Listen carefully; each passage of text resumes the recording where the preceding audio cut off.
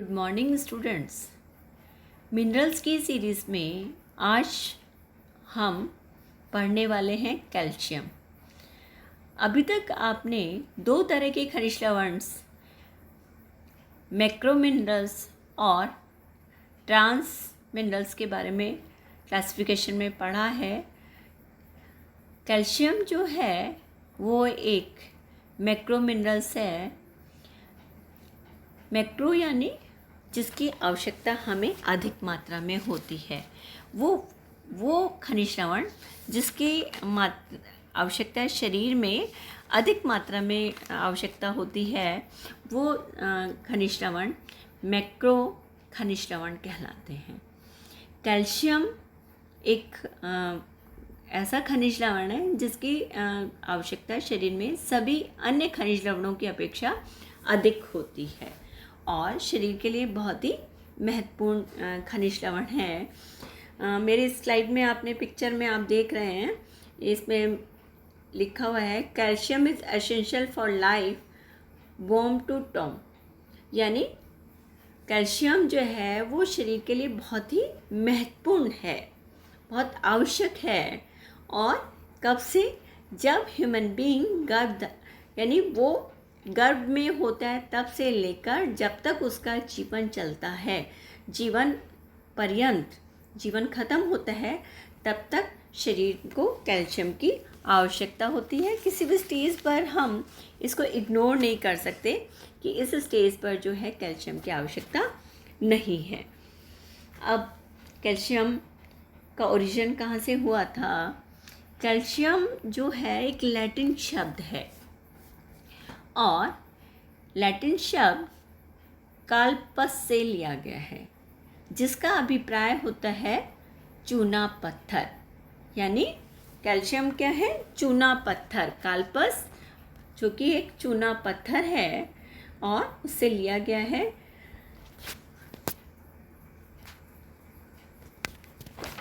Calcium के बारे में थोड़ा सा हम पढ़ेंगे तो जिन पोषक तत्वों में से मानव शरीर की रचना होती है, कैल्शियम उसमें सबसे इम्पॉर्टेंट घटक होता है। यानी कार्बन, हाइड्रोजन और नाइट्रोजन के बाद में कैल्शियम जो होता है वो शरीर में, कैल्शियम की आवश्यकता शरीर में सबसे अधिक होती है। और हमारी बॉडी का जो 90% कैल्शियम होता है वो हड्डियों में, दांतों में ही पाया जाता है। उसके बाद में कुछ मात्रा ब्लड में होती है। इसके अलावा सेरेब्रोस्पाइनल फ्लूइड, स्तन ग्रंथियाँ से भी जो दूध सिक्रीट होता है उसमें भी कैल्शियम होता है। एक स्टडी है ये, इसमें जो है अगस्त 2018 की स्टडी है। इसमें लिखा हुआ है हमारी हड्डियों का 70% हिस्सा कैल्शियम फास्फेट से बना है, इसीलिए कैल्शियम हमारी हड्डियों की अच्छी सेहत के लिए महत्वपूर्ण पोषक तत्व होता है। नेक्स्ट इसमें है महिलाओं को पुरुषों की तुलना में कैल्शियम अधिक आवश्यक होता है। अब है कैल्शियम हम कहाँ से प्राप्त कर सकते हैं, प्राप्ति के साधन क्या क्या होते हैं। कैल्शियम हमारी बॉडी को चाहिए, हमें चाहिए, लेकिन हम कहाँ से लें? कौन से ऐसे भोज्य पदार्थ खाएं जिनमें कैल्शियम अधिक मात्रा में होता है? तो जैसे फर्स्ट क्या लिखा हुआ है, काउस मिल्क, यानी बफेलो का काऊ का मिल्क सबसे अच्छा होता है। लेकिन किसी भी तरह का जो दूध है, दूध कैल्शियम का बहुत अच्छा सोर्स होता है। दूध में फास्फोरस भी पाया जाता है और इसके साथ में कुछ मात्रा इसमें लैक्टोज की भी उपस्थित होती है। लैक्टोज जो होता है कैल्शियम के एब्जॉर्प्शन में हेल्प करता है। अगला है सीरियल्स, अनाज। ये भी कैल्शियम के बहुत अच्छे सोर्सेस होते हैं, लेकिन इनमें कैल्शियम कम मात्रा में पाया जाता है। नेक्स्ट है रागी। रागी जो होती है, रागी आजकल बहुत ज़्यादा कंज्यूम की जाती है, बहुत ज़्यादा लोग अपनी डाइट में ले रहे हैं। तो रागी जो होता है वो कैल्शियम का बहुत अच्छा सोर्स होता है। फ्रूट, सीताफल, खजूर, अखरोट, इन सब में भी कैल्शियम काफ़ी मात्रा में पाया जाता है। इसके अलावा और भी बहुत सारे भोज्य पदार्थ हैं जिनके में कैल्शियम पाया जाता है, जैसे हरी सब्जियां, दालें, अंकुरित अनाज, तिल, सूखा नारियल, मूंगफली, सोयाबीन, राजमा, और इसके अलावा और जैसे ग्रीन लीफी वेजिटेबल्स में चौलाई, मेथी, अरबी के पत्ते, सरसों के पत्ते, पत्ता गोभी, फूल गोभी, शलगम, इन सब में भी कैल्शियम प्रचुर मात्रा में, अच्छी मात्रा में पाया जाता है। और तो हम इन सबको अपनी डाइट में यदि इन्वॉल्व करते हैं, दूध में भी, दूध सिर्फ दूध ही नहीं, दूध के साथ में दूध के बने हुए जैसे प्रोडक्ट्स हैं, जैसे मक्खन है, छाछ है, दही है, छेना है, मावा है, ये सब भी कैल्शियम के बहुत अच्छे सोर्सेस होते हैं। अब है दैनिक आवश्यकता यानी RDA। एक व्यक्ति को पर डे कितना कैल्शियम चाहिए होता है, मेरे इस टेबल में है।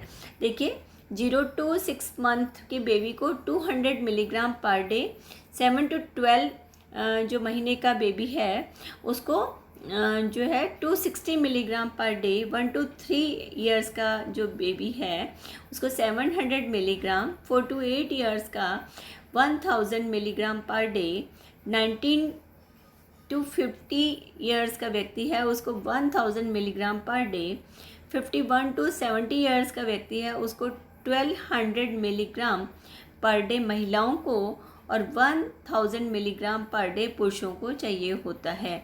70 ईयर्स से ऊपर का जो भी व्यक्ति है, यानी 70 अबव वाले जो भी व्यक्ति हैं, उनको 1200 मिलीग्राम पर डे कैल्शियम चाहिए होता है, उनकी रिक्वायरमेंट रहती है। और वो इस रिक्वायरमेंट को भोजन किसी भी उससे जो है ले सकते हैं, अपनी आहार के द्वारा। लेना किसके द्वारा है कैल्शियम को? आहार के द्वारा उनको लेना है। अब नेक्स्ट हमारा है इसके कार्य क्या क्या हैं। तो कैल्शियम के 2 मेन काम होते हैं। एक तो होता है निर्माणात्मक, बॉडी बिल्डिंग फंक्शंस, और दूसरा होता है नियामक, रेगुलेटरी फंक्शंस। यानी 2 मेन फंक्शंस हैं। फर्स्ट मैंने आपको बताया निर्माणात्मक या बॉडी बिल्डिंग जो फंक्शन है, इसमें हड्डियों व दांतों का निर्माण। कैल्शियम शरीर में मुख्यतः जो है निर्माण का काम करता है। इसमें मैंने आपको लिखा हुआ है हाइड्रोक्सी एपिटाइटेट के रूप में काम करता है। ये दांत व अस्थियों के निर्माण के लिए फास्फोरस के साथ मिलकर काम करता है, और गर्भावस्था में ही भ्रूण के शरीर में एक मजबूत लचीला पदार्थ बनना शुरू हो जाता है। इसे प्रोटीन मैट्रिक्स कहते हैं, तथा यह हड्डियों का निर्माण करता है। जन्म के समय शिशु के शरीर में कैल्शियम की मात्रा बहुत कम होती है, क्योंकि गर्भावस्था में ही भ्रूण की अस्थियां खनिज लवण कम मात्रा में ग्रहण करती हैं। जन्म के बाद मैट्रिक्स कैल्सिफिकेशन या अर्थात मैट्रिक्स में कैल्शियम तथा फास्फोरस जमने की प्रक्रिया और ऑसिफिकेशन की प्रक्रिया प्रारंभ हो जाती है, जिससे अस्थियां मजबूत होती हैं। यदि कोई भी व्यक्ति आहार में कम मात्रा में कैल्शियम ले रहा है तो उसकी हड्डियां मजबूत नहीं होंगी और शरीर भार उठाने के लायक नहीं बचेगा। इसके अलावा हड्डियां टेढ़ी भी हो जाती हैं। इसको कैल्शियम को हमेशा आहार के द्वारा ही लेना चाहिए। आहार में यदि हम नहीं ले पा रहे हैं तो हमें कोई भी सप्लीमेंट्स के द्वारा लेना चाहिए। इसके अलावा जो है कैल्शियम दांतों की आउटर लेयर एनेमल के निर्माण में भी हेल्पफुल रहता है, और ये जो एनेमल वाला जो पार्ट होता है वो सबसे ज़्यादा हार्ड होता है, सख्त होता है। इसमें 37% कैल्शियम और 17% फास्फोरस पाया जाता है। हड्डियाँ क्या करती हैं? बोन्स मजबूत होनी क्यों आवश्यक है? क्योंकि बोन्स हमारे शरीर को आकार प्रदान करती हैं। जो भी हमारे सॉफ्ट ऑर्गन्स होते हैं, जैसे हार्ट है, लंग्स है, ब्रेन है, इनकी रक्षा करती हैं। दूसरा, जो कोमल बोन होती हैं, हड्डियाँ होती हैं, वो जल्दी टूट जाती हैं, और वो क्यों रहेंगी? यदि हमने शरीर में कैल्शियम पर्याप्त मात्रा में नहीं लिया है तो वो बोन्स कोमल हो जाती हैं, सॉफ्ट हो जाती हैं। इसके अलावा बोन्स के कोशिका के निर्माण के लिए भी कैल्शियम आवश्यक होता है। सेकंड मैंने अभी बताया नियामक का कार्य। नियामक का काम भी जो है वो कैल्शियम करता है। जो भी हमारे शरीर में कुल कैल्शियम की मात्रा का 1% भाग पूरे शरीर के कोशों में इंट्रा सेलुलर फ्लूइड तथा बाहरी कोशिका तरल में उपस्थित रहता है, जो कि शरीर के विभिन्न कार्यों को करता है। फर्स्ट मैं आपको बता रही हूँ, रक्त का थक्का जमाने में हेल्प करना। रक्त का थक्का जो होता है वो बहुत इम्पॉर्टेंट होता है। इसमें फाइब्रिनोजन जो कि क्या है, एक एक घुलनशील प्रोटीन होता है। ये थ्रोम्बिन की उपस्थिति में एक घुलनशील फाइब्रिन में बदल जाता है। प्रोथ्रोम्बिन रक्त में अक्रियाशील अवस्था में रहता है, जिसे क्रियाशील अवस्था थ्रोम्बिन में बदलने के लिए कैल्शियम की आवश्यकता होती है। यह फाइब्रिन चोट की जगह पर जाल सा बना लेती है, जिससे रक्त कणिकाओं के फंसने से रक्त का थक्का बन जाता है और ब्लड का बहाव या ब्लड जो बह रहा होता है वो रुक जाता है। यानी ये क्या कर रही है, ये पूरा देखिए मैंने इसमें आपको बताया हुआ है। रक्त में पाए जाने वाला थ्रोम्बोप्लास्टिन, रक्त में पाए जाने वाला प्रोथ्रोम्बिन निष्क्रिय रूप में होता है। थ्रोम्बोप्लास्टिन जो कि फास्फोलिपिड है, इसे क्रियाशील ही स्रावित होता है। थ्रोम्बोप्लास्टिन रक्त प्लेटलेट्स के द्वारा कैल्शियम की उपस्थिति में फाइब्रिन वायु के संपर्क में आकर रक्त में पाए जाने वाले फाइब्रिन में बदल देता है। यह निष्क्रिय prothrombin plus calcium plus thromboplastin यानी phospholipid equals to thrombin. Fibrinogen blood की उपस्थिति प्लस थ्रोम्बिन प्लस इसके साथ में फाइब्रिन, और इसके साथ साथ ब्लड क्लोट के लिए विटामिन के भी इम्पॉर्टेंट होता है। नेक्स्ट है हृदय की गति को नियंत्रित करना। ये क्या कर रहा है, रेगुलेट हार्ट बीट, यानी हृदय को ढकने वाली दोहरी झिल्ली जो कि जिसमें तरल पदार्थ होता है उसमें कैल्शियम पर्याप्त मात्रा में होता है। और इस रिसर्चेस में ये भी सिद्ध हो चुका है कि हृदय की नियमित धड़कन के लिए तरल पदार्थ पेरिकार्डियम फ्लूइड पर्याप्त मात्रा में होना आवश्यक है, और उस पेरिकार्डियम फ्लूइड में कैल्शियम उपस्थित होता है। नेक्स्ट है कोशिकाओं की झिल्ली की पारगम्यता नियंत्रित करना। इसमें क्या कर रहा है ये क्या कर रहा है, increase the permeability of cell membrane, यानी ये क्या करता है, कोशिकाओं की झिल्ली की जो पारगम्यता है उसको बढ़ाता है और अवशोषण की क्रिया में मदद करता है। इसमें क्या होता है, कोशिकाओं की झिल्ली में कैल्शियम की उपस्थिति में फास्फोलिपिड लेसिथिन के साथ में कंबाइंड हो जाती है, और इस तरह से कैल्शियम कोशिकाओं के पारगम्यता तथा पोषक पदार्थों के अवशोषण को नियंत्रित करने का काम करती है। फिर कुछ और भी जो काम होते हैं ये मैंने आपको पहले बता दिया।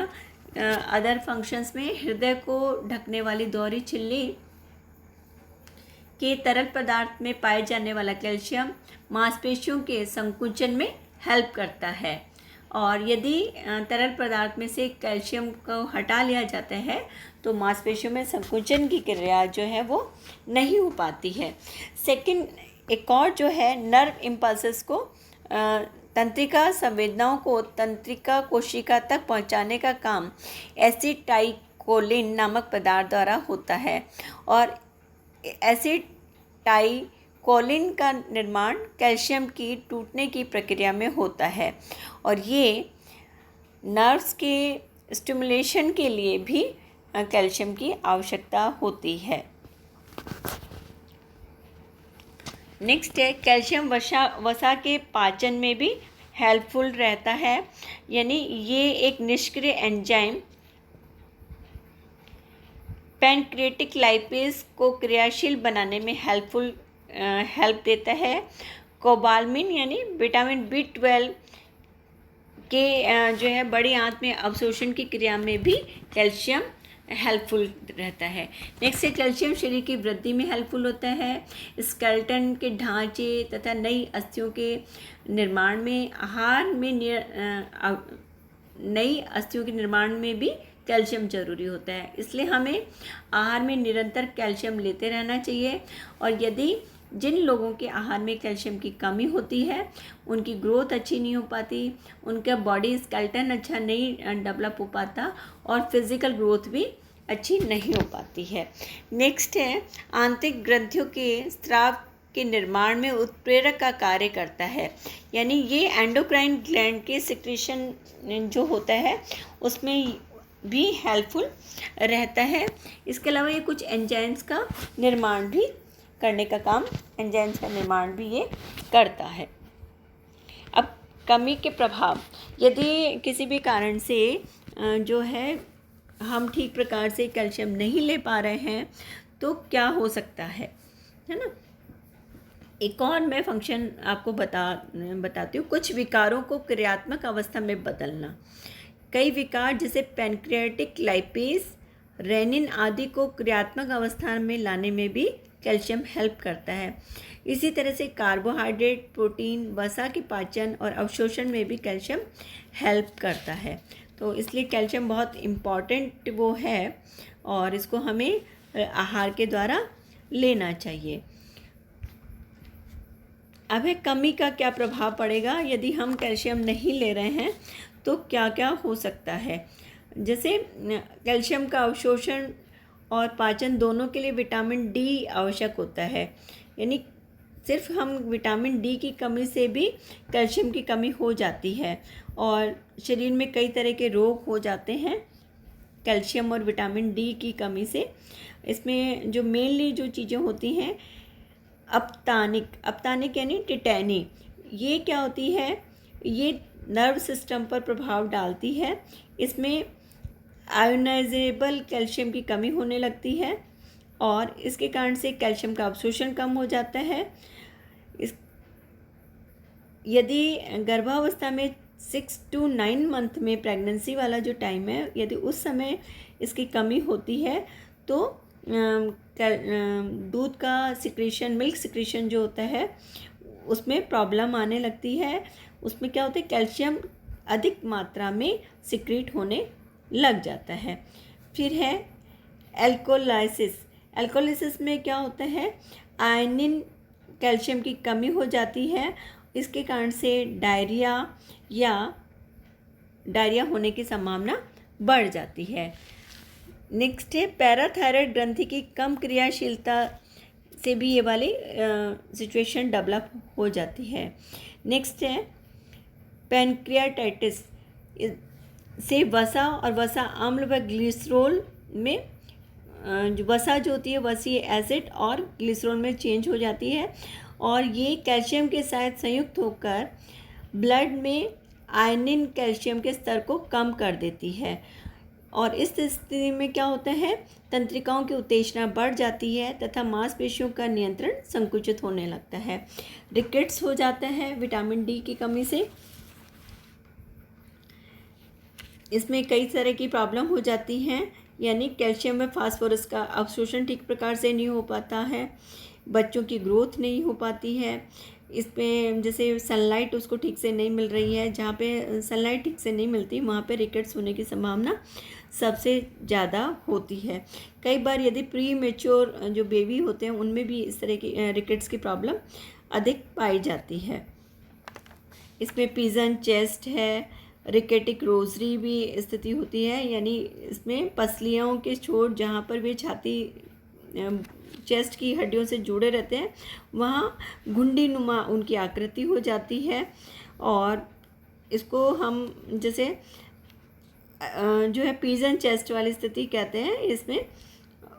फिर है टखने जो होते हैं वो उनका इलार्जमेंट हो जाता है रिकेट्स में। पेट की मांसपेशियाँ कमज़ोर होती हैं, बच्चा देर से चलना शुरू करेगा। फिर ऑस्टोमलेशिया, थर्ड है अस्थि मृदुलता। अस्थि मृदुलता में ये जो गर्भवती महिलाएं हैं या जो महिलाएं बहुत ज़्यादा बार बार प्रेग्नेंट होती हैं उनमें इस तरह की प्रॉब्लम आती हैं। इनमें भी अस्थियां कमज़ोर हो जाती हैं। पैर, स्पाइनल कॉर्ड, चेस्ट आदि में विकृति आ जाती है और पैरों की हड्डियां या पीठ के निचले हिस्से में गठिया जैसा दर्द होता है। कमज़ोरी आती है। सीढ़ियाँ चढ़ने उतरने में, ज़्यादा चलने में उनको दिक्कत आती है। हड्डियाँ जल्दी जल्दी टूटती हैं। एक और जो बीमारी होती है ऑस्टियोपोरोसिस की भी स्थिति कैल्शियम की कमी से हो जाती है। इसमें हड्डियों का जो डेंसिटी होती है वो कम हो जाती है। ये महिलाओं में ज़्यादा होता है और इसका भी कारण आहार में कैल्शियम की कमी होती है। उसका कैल्शियम का अवशोषण ठीक प्रकार से नहीं हो पाता। इसमें पीठ में दर्द होना, वज़न में कमी आना। फिर है रीढ़ की हड्डी, गर्दन, थाई बोन, रेडियस और अल्ना का टूटना, दांतों का टूटना, इस तरह की प्रॉब्लम आती है। ऑस्टियोपोरोसिस की स्थिति में ब्लड क्लोटिंग में भी टाइम ज़्यादा लगता है। तो इस तरह से कई सारी जो प्रॉब्लम्स हैं इसकी कमी से हो जाती हैं। तो इनको रेक्टिफाई करने के लिए भी हमें क्या करना है, जो है कैल्शियम अधिक मात्रा में लेना है। इसके अलावा जो है कैल्शियम जो तो बहुत सारे और भी काम करता है। यानी ये जो है इसके विटामिन डी के अवशोषण पे, लाइसिन के अवशोषण में, इसके अलावा इंटेस्टाइन्स जूसेस के लिए भी जो है प्रोटीन है, ऑक्जेलिक एसिड्स हैं, फाइटिक एसिड हैं। इन सब में के साथ में भी इसका कुछ न कुछ रिलेशन रहता है और इन सब के लिए भी कैल्शियम की आवश्यकता होती है। तो इसलिए हमें कैल्शियम पे बहुत ज़्यादा फोकस करना चाहिए। हमेशा हमें डाइट जो होती है वो बैलेंस लेना चाहिए और डाइट में अधिक से अधिक मात्रा में, यानी अधिक से अधिक मात्रा में का अभिप्राय है यानी जो हमारी रिक्वायरमेंट है पर डे की, उस पर डे के रिक्वायरमेंट के अकॉर्डिंगली हमें आहार के द्वारा कैल्शियम को लेना चाहिए। नेक्स्ट हम आयरन पढ़ेंगे। Thank you.